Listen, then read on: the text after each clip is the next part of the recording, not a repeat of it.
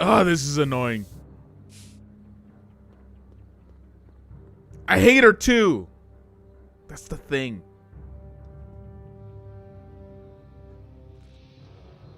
What is it now? You and Leech, Jennifer? Hey, don't badmouth Leech. There's a lot more to him than soup, you know. Like what? For one thing, he wields an axe like nobody's business. So you got yourself a new guitar player.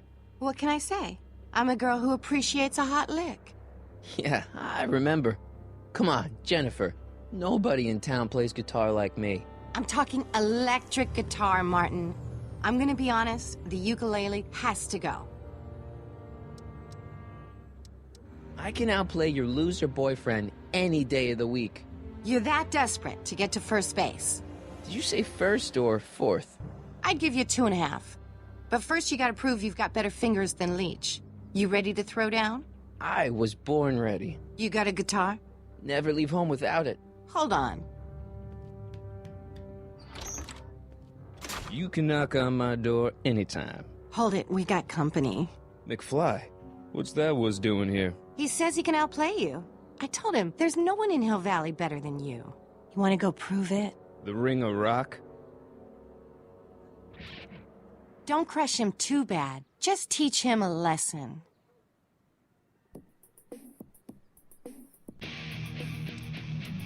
What the hell are we doing? What the fuck is going on?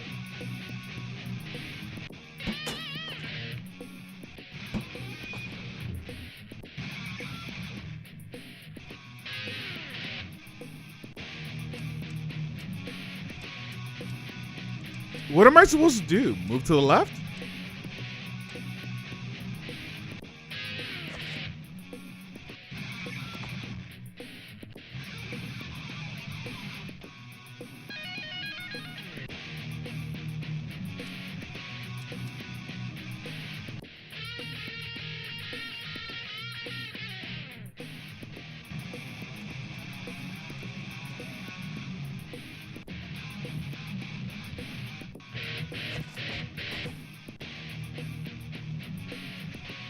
Climb the platform?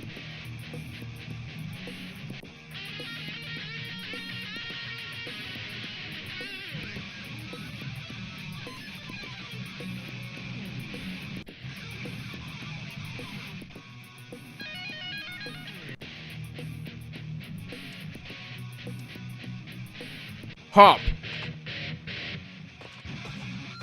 Huh?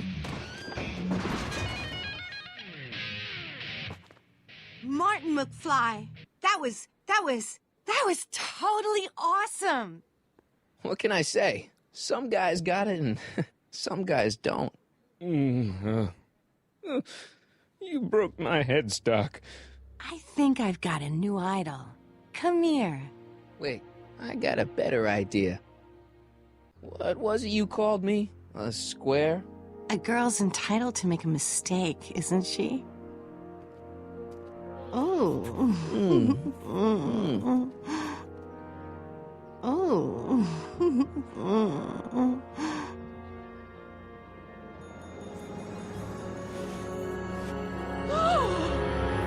Hooliganism! Delinquency! Officer Parker! I just caught these two degenerates violating statute number... Jennifer! Daddy! 476D! Open mouths? And tongues. You've gone too far, Jennifer. What's the big deal? It's only hormones. Stop! We don't use words like that in this town. I'll deal with you later, young lady. We're gonna have to have a long talk about the Citizen Plus program. What? Oh, come on. Officer, give Mr. McFly a 476D's worth of demerits. I'll tend to your wayward daughter. Yes, ma'am. And this is for getting my daughter in trouble with Citizen Edna. Now keep out of trouble, or Citizen Brown will come down on you like a brick wall. McFly!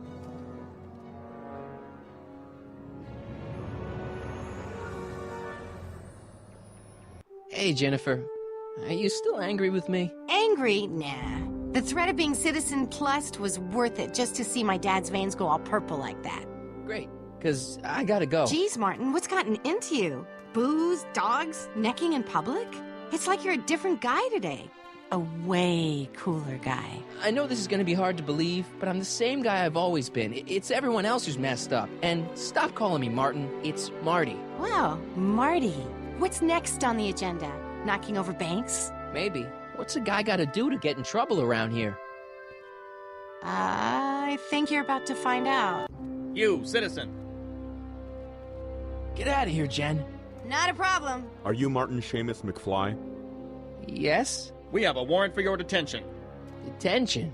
You've accrued over 15,000 demerits in the past 24 hours. Cool. Is it, young Mr. McFly? Is being branded as a criminal of weak moral character cool? I'm not weak. But you are in a heap of trouble. Trouble? Oh my, yes. But don't worry, we're here to take care of you. Like your Citizen Plus program took care of Biff? Perhaps. The program is in need of new volunteers. But let's not get ahead of ourselves. First, let's see what Citizen Brown has to say about your particular strain of antisocial behavior. You're taking me to Citizen Brown? Immediately. Officers, away with him. Yes, ma'am. It's about time. I always knew your goody two-shoes A-plus student act was too good to be true.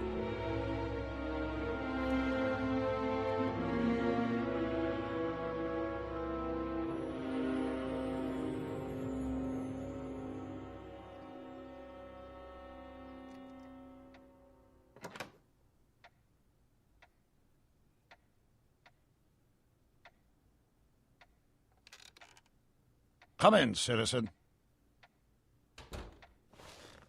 Martin McFly, age 18, resident of Sector L, Father George, Mother Lorraine, president of the Junior Brown Brigade, recipient of a full-ride scholarship to Strickland College, winner of the Courthouse Challenge to Portman Award, 0 demerits until this morning. The obvious question, Mr. McFly, is... what happened to you? Jesus Christ, Doc, what happened to you? Doc. Interesting. You regard me as a doctor, indicating awareness that you're suffering from some variety of mental disorder. That's a hopeful sign, Martin. Of course, I'm not actually a doctor, but I do have the tools to turn you around and put you back on the road to societal normalization. Shall we begin with a few questions to establish a baseline? Whatever. Let's get through this nonsense so I can set you straight. You'll set me straight? Explain. This! What you've turned into, it's all wrong. You're supposed to be a scientist, an inventor. You created the flux capacitor, and we went on all these crazy adventures in time, and your hair... You don't look good, Doc. So you believe this interview is really more about me than you? Yes! You went to all this trouble just to deliver a message to me in person? Yes! A cry for help, as it were. Yes! No, wait. Tell me, Martin, is your mother on the sauce again?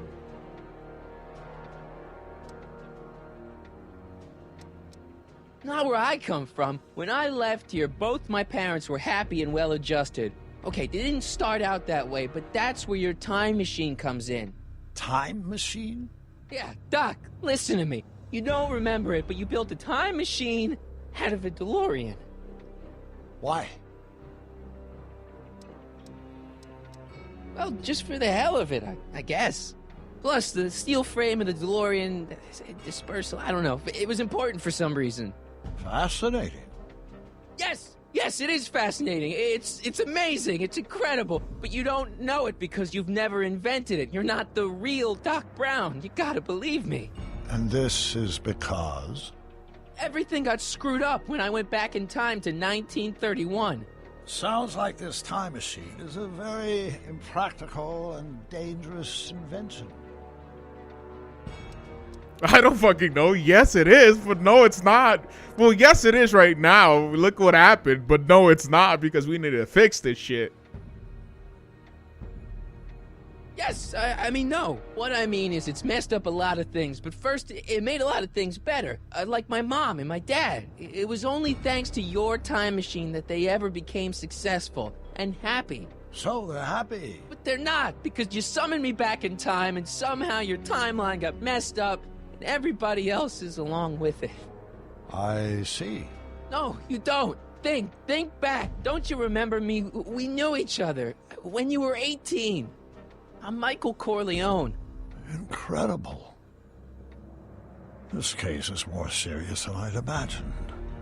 The boy has fabricated an alternate reality.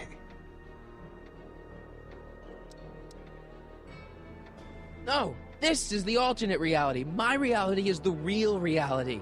Calm down, Martin. I'm not blaming you for anything. The failure is ours, not yours. Obviously, there was a drastic flaw in your social conditioning. God, you don't understand. No, I don't understand yet, but I want to.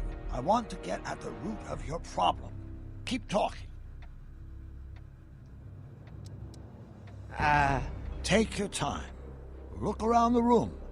Perhaps something here will stimulate your memory. Do you want me to look around? Okay, let's see. Hey, this is your fish tank. Yes, that is my fish tank. It looks much better without all the bacteria. What? Edna just had it cleaned. Yeah, but in 1931 it was full of bacteria that we used to make rocket fuel. Remember? An impressively detailed illusion. Keep talking. Impressive? Are you shitting on my fucking penis right now, dude? Oh my god, I fucking. So that's what Judge Brown looked like. I never actually saw him. Of course not. He died before you were born. He was my biggest supporter, after my wife, of course. That's a switch. Last time I saw your younger self, you and your dad had just had a big falling out over your decision to become an inventor instead of a lawyer. Isn't that right? Bizarre fantasy life. Go on. Proceed. Your fucking delusions are fucking crazy, man. Alright,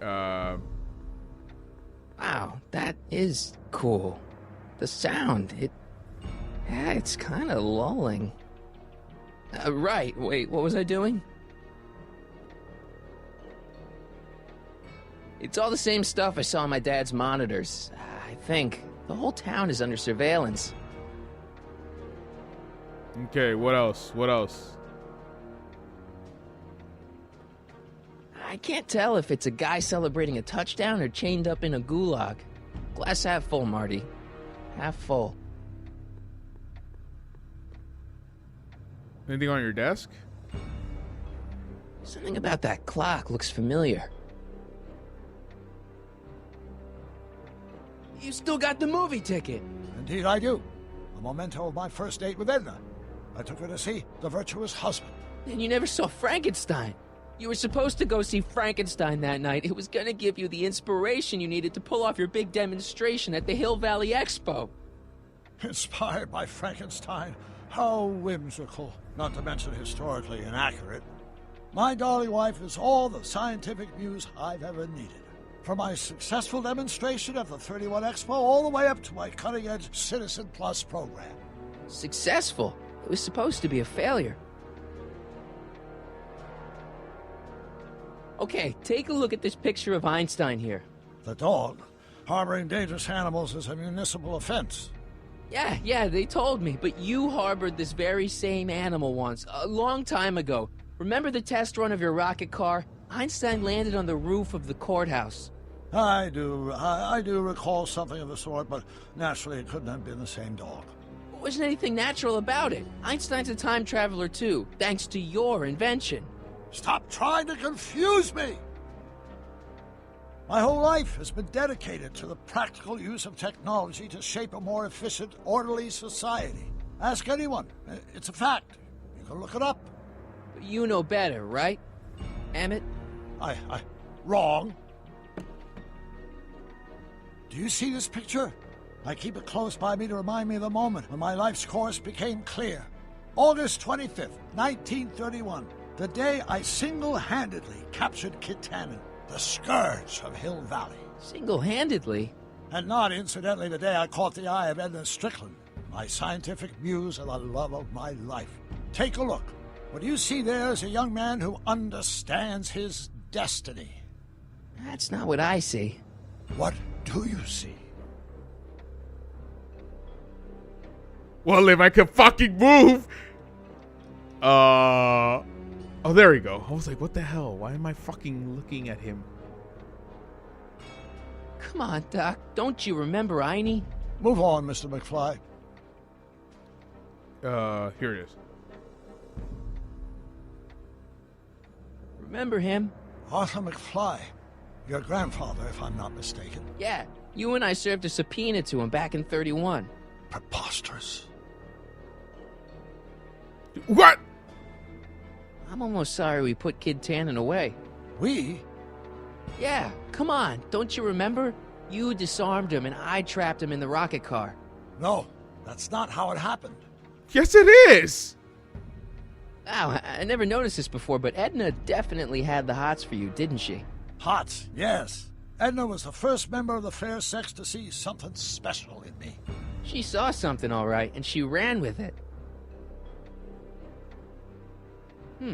Looks to me like a kid who's all psyched about his new invention.